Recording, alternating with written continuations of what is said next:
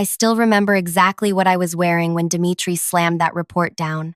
This stupid dark green cardigan with the coffee stain on the sleeve that I kept meaning to take to the dry cleaner. My hair was in this messy bun because the shower in my apartment had been ice cold that morning, third time that week, and I didn't have time to wash it. I had been at the office since 5:30 in the morning, trying to fix someone else's coding disaster before the client demonstration at 11. Dimitri didn't knock, just barged into the tiny conference room where I was troubleshooting, tossed the report on the table like he was dealing cards, and said those words that still echo in my head almost a year later. "Congrats, Arden, you're one of the lucky ones." Lucky, that's the word he used. The fluorescent lights made the paper look blue-white, a spreadsheet with names highlighted in yellow. Names of people I'd worked alongside for years. Friends. People with mortgages and kids and medical bills. People better at their jobs than me, if I'm being honest. "Team's getting cut by 30%. Effective immediately," he said, not even looking at me, just scrolling through his phone. "I need you to absorb Trisha's client portfolio, all of Ian's back-end maintenance, and take over Sonia's reporting protocols."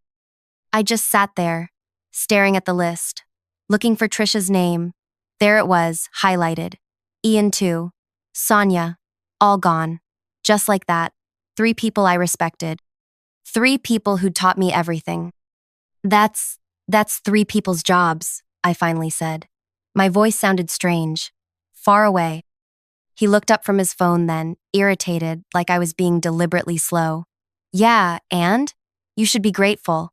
Half the department would kill to be in your position right now." Grateful? For what? The privilege of doing unpaid overtime until I collapsed?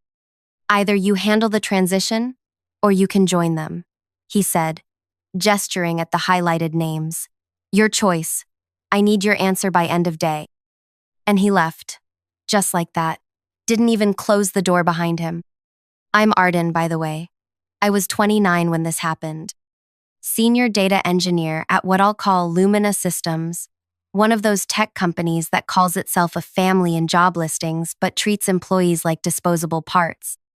I'd been there 4 years, which made me practically ancient in startup years. Before I go deep into this, please like this video, subscribe to the channel, and let me know where you're watching from in the comments. Because honestly, this story still feels like a fever dream sometimes, and seeing your comments helps me remember I'm not crazy for what I did. So there I was, staring at this list of names. People I'd grabbed lunch with, whose kids' birthday parties I'd attended, whose work problems I'd helped solve at 11 p.m. on a Tuesday because that's what teammates do. All gone. And I was supposed to just absorb their workload? Like they were nothing? I should tell you about Dimitri. He wasn't always like this. When I started at Lumina, he was just another engineer, talented but not exceptional. We were actually friends, sort of. We'd grab beers after work sometimes, complain about management. He'd tell me about his girlfriend, how they were saving for a house, normal stuff. Then he got promoted. First to team lead, then to department head when our previous boss left, and something changed.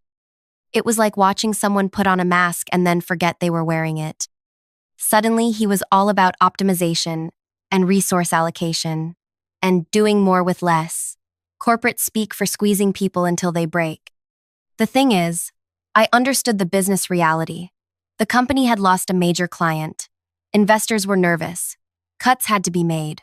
But the way he did it, the complete lack of empathy, that wasn't business. That was something else. I sat in that conference room for I don't know how long. 10 minutes? An hour? The client demo came and went. I sent an email postponing it, citing technical complications. No one questioned it. I just kept staring at those highlighted names, feeling this pressure building in my chest. I finally left the conference room around 2 p.m. The office was different. Empty desks. People talking in whispers. Someone was crying in the bathroom. I could hear it through the thin walls of my cubicle. A few people looked at me as I walked by, their eyes a mixture of sympathy and relief. They knew who had been cut. They knew who had been saved. I tried to focus on work that afternoon, but my mind kept drifting. I thought about Trisha, who'd stayed late countless nights helping me understand the client management system when I first started. Sonia, who brought homemade tamales to the office every Christmas, who had a son with special needs she was putting through private school. Ian, who was quiet and brilliant and once fixed a critical server issue from his phone while at his sister's wedding. All gone. And here I was, expected to somehow do all their jobs plus mine. At around 4:30, Dimitri sent me a message. Need your answer by 5. There was no greeting, no context, no explanation, just a deadline. I typed and deleted about 20 responses. Everything from I quit to I'll do it to several creative combinations of words I can't say on YouTube. But none of them felt right. Finally, I walked to his office. He was on a call but waved me in anyway. Still talking about quarterly projections like this was just another Thursday. When he hung up, he didn't even look at me. Just said, "So? What's it going to be?" I was exhausted. I'd been running on caffeine and stress for weeks. My apartment was a mess.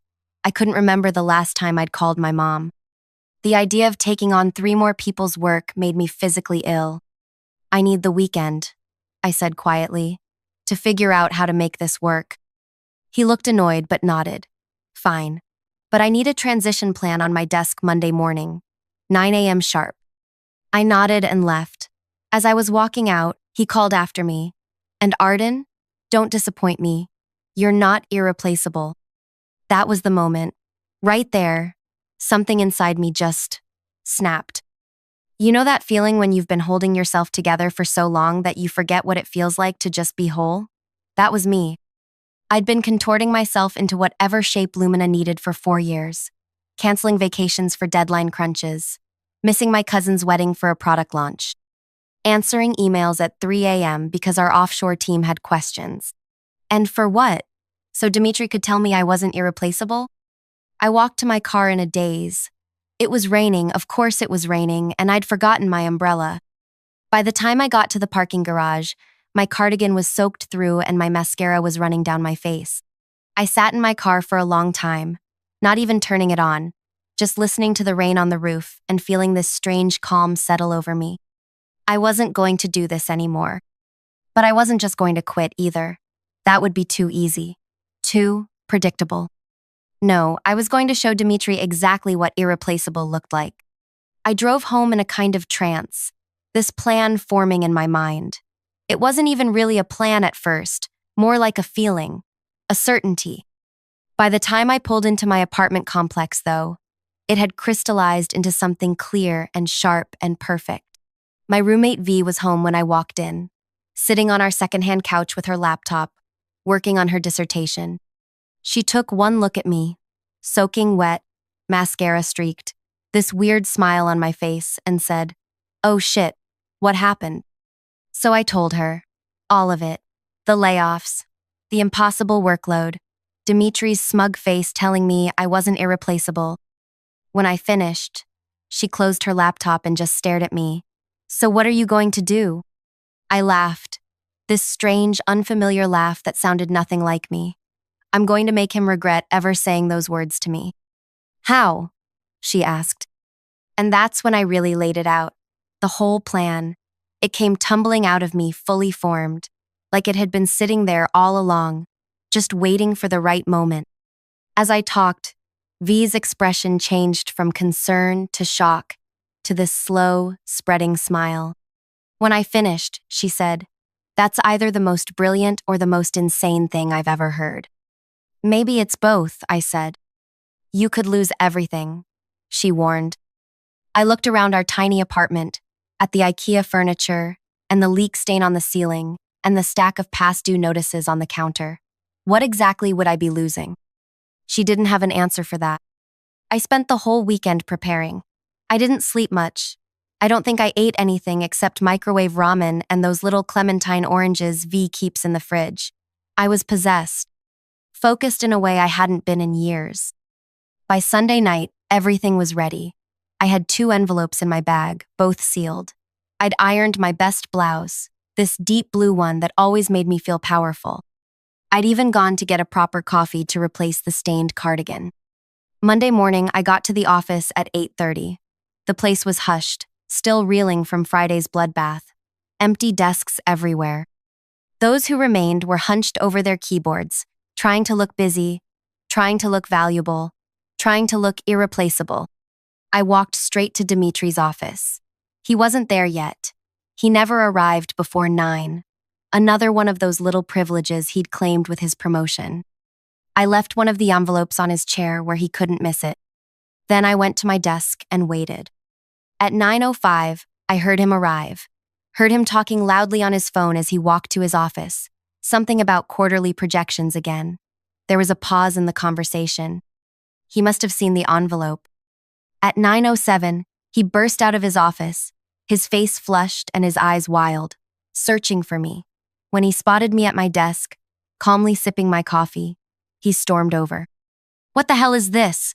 he demanded, waving the paper from the envelope. Everyone in the open office looked up. This was exactly what I wanted. "That," I said, loud enough for everyone to hear, "is my assessment of the workload you assigned me on Friday." He leaned in, lowering his voice. "This says it would take 3 full-time employees to handle it. That's why we had 3 people doing it before."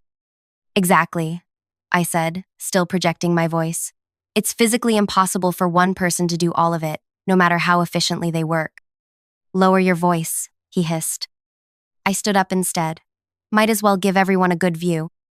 "You asked me for a transition plan," I said. "That's my professional assessment. The work you assigned requires 3 full-time employees. If you disagree, I welcome your detailed analysis explaining how one person can simultaneously manage 27 client accounts, maintain 6 legacy systems, and produce daily reports that take, on average, 4 hours each to compile." His face was getting redder. People were openly staring now. Some had even pulled out their phones. I wondered if I was about to become a viral TikTok.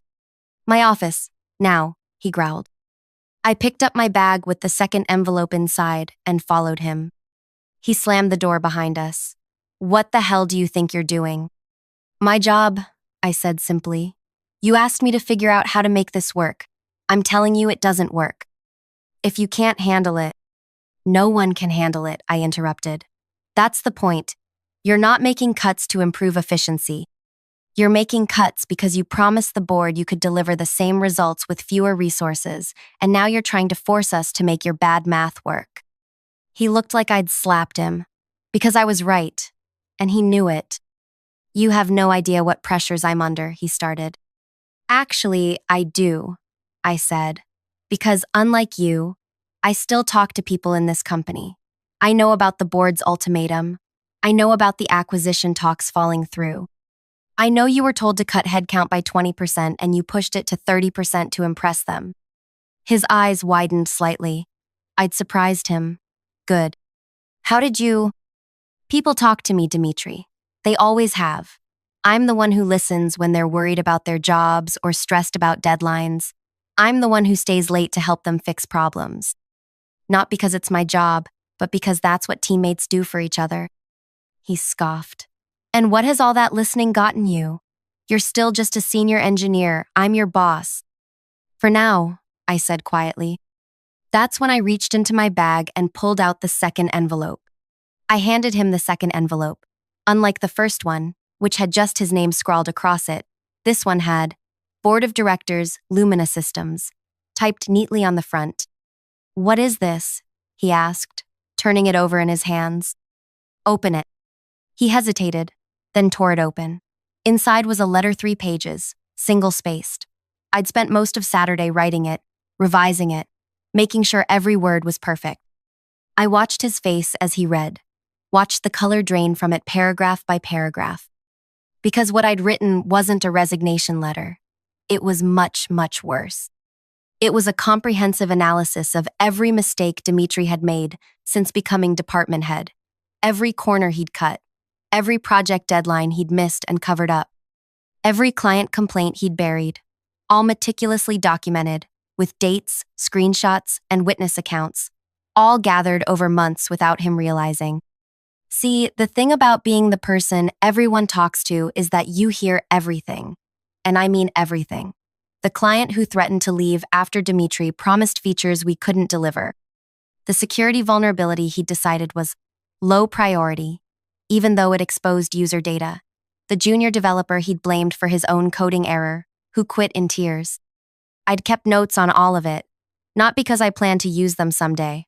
I'm not that calculating. I kept them because documenting things was how I made sense of the increasingly toxic environment. It was my therapy, my way of reminding myself I wasn't crazy. But now those notes were a weapon. When he got to the last page, he looked up, his face ashen. "You can't send this to the board." "I already did," I said calmly. "At 8:45 this morning. They should be reading it right about now." He collapsed into his chair, the letter falling from his hands. "Why would you do this?" That's when I placed my actual resignation letter on his desk. "Because I quit." His eyes darted between the resignation letter and me. "You... what?" "I quit," I repeated. "Effective immediately. But don't worry. I've documented all of my processes. I've created training materials. I've even written handover notes for whoever takes over my projects. Unlike you, I don't leave people hanging." "You can't just..." "I can, I am." I took a deep breath. Oh, and I should mention that Trisha, Ian, and Sonia have all accepted positions at Helix Tech. I referred them last month when I heard rumors about the layoffs. They start next week. His jaw literally dropped. Helix was our biggest competitor. "But here's the real kicker, Dimitri," I continued, feeling this strange, almost euphoric calm. "I've accepted a position there too, as department director." I wish I could adequately describe the look on his face. It was like watching someone solve a complex equation in real time, connecting dots, realizing implications, calculating losses. "You're going to poach our clients," he said finally. I shrugged. "Some will follow us, sure. Clients tend to go where the people they trust are. But that's business, right? Resource allocation, optimization." He stood up suddenly, knocking his chair back. "This is corporate espionage. I'll sue you. I'll sue all of you." I actually laughed. "No, you won't, because that would mean explaining to the board why your entire senior engineering team left for a competitor. It would mean discovery, where all your mistakes would become legal record. It would mean depositions from every employee who's ever felt mistreated under your leadership." I leaned forward. "Do you really want to go down that road?" He didn't answer. He couldn't. "I thought not," I said, standing up. "Now, I've got a meeting with HR to process my exit, if you'll excuse me." I was almost to the door when he spoke again, his voice strange and small. "I thought we were friends once." I turned back. He looked different somehow. Smaller, younger, almost like the Dimitri I'd known before the promotions changed him. "We were," I said quietly. "That's what makes this so disappointing." I walked out of his office, past the curious stares of my soon-to-be former colleagues, straight to HR. The exit interview was brief. I'd already turned in my laptop, badge, and company credit card. I had nothing left to surrender. As I was leaving the building for the last time, my phone buzzed with a text from Trisha. "Did you do it?" I texted back a simple yes. 3 dots appeared immediately. Then, "Holy shit, you actually did it. Drinks tonight? Bring V." I smiled, feeling lighter than I had in years, and typed, "Absolutely." Now, I'd love to tell you that what happened next was some cinematic justice, that Dimitri was fired on the spot, that the board apologized to everyone who'd been laid off, that Lumina imploded while Helix thrived. Reality is messier than that. Dimitri wasn't fired, at least not immediately. The board issued a statement about reviewing management practices and launched an investigation. But 3 months later, his LinkedIn quietly changed to seeking new opportunities. I heard through the grapevine that he'd been given the choice to resign or be terminated. He chose the former. Not all the clients followed us to Helix. Some did, the ones who'd worked directly with me, Trisha, Ian, or Sonia, but others stayed with Lumina out of inertia or contract obligations. Business is rarely as dramatic as revenge fantasies would have you believe. As for me, my new role at Helix wasn't all sunshine and rainbows. Being a department director meant longer hours, more stress, and tough decisions of my own. There were days I questioned if I'd made the right choice, if I'd become what I hated. But there was one crucial difference. Respect. I built my team on it. We worked hard, but sustainably. When someone was overwhelmed, we redistributed the load. When mistakes happened, we fixed them together instead of looking for someone to blame. We celebrated wins collectively and weathered losses the same way. 6 months after I left, Lumina had another round of layoffs, 40% this time. A year later, they were acquired by a larger firm and essentially gutted. Most of the people I'd known there scattered to other companies. Some reached out to me for referrals, some didn't. Life went on. V finished her dissertation and moved to Montreal for a postdoc position. We still FaceTime every Sunday. I finally bought a condo, nothing fancy, but the shower always has hot water and there are no ceiling stains. I adopted a cat named Professor who judges me silently when I work late. I ran into Dimitri once, about 18 months after everything went down, at a coffee shop near the old Lumina office.